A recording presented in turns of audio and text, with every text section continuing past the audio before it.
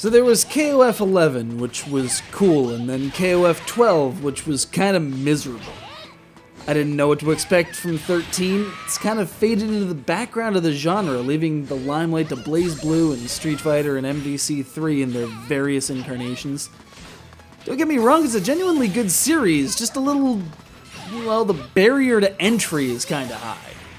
Unlike some fighters, the huge SNK mythos has just been growing and growing and growing since the 1990s, turning the backstory of this offering into one huge mass of confusion.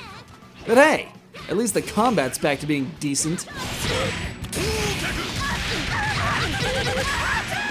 Amongst the multitude of survival, score attack, time attack, mission, and tutorial options are your bread and butter fighters, the arcade and story modes. Arcade takes your hand-picked team of 3 fighters, like my favorite 4-letter words here, around the world beating up whomever, whenever, with plenty of smack talk and banter before each conflict.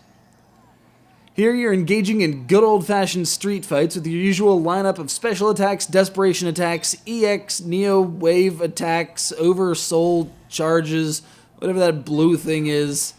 I might be completely off the mark now, but to describe every gauge and meter and attack classification would be kind of absurd.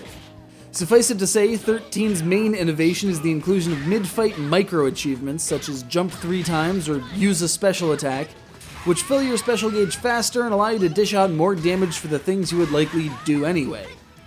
I don't roll too terribly much in games like this, as it's a technique that doesn't scan all that well across fighting games, but I find myself trying to work them in if only to milk these rewards. A passive way of improving play, or a way to make players telegraph their actions?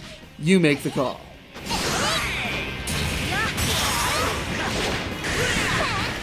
Conspicuously returning from the void we call 12 is the story mode, no longer just a daytime TV recap of the day's fights. Instead, we see the continuing adventures of Ash Crimson, viz. That dude what stole Iori's fire shtick, and his even more bell-bottom prone counterpart as they try to awaken the Orochi and claim its power for world destruction or domination or something along those lines. It's your job to prevent this by controlling one of a number of preset teams from tournaments past, each with their own pre-fight banter. My only problem with the story mode is that it's long. I mean, you don't actually get to fighting until about 20-ish minutes in if you actually want to read it all. That's fine for Persona, but I just want to punch someone. Now. 12 was a misstep, we can all agree on that. But playing King of Fighters XIII, I felt much more comfortable. The graphics didn't seem as wonky, and while the sprites could stand to be a little cleaner, the game just feels better. Even for those of us who didn't know that King and Ryo were totally an item.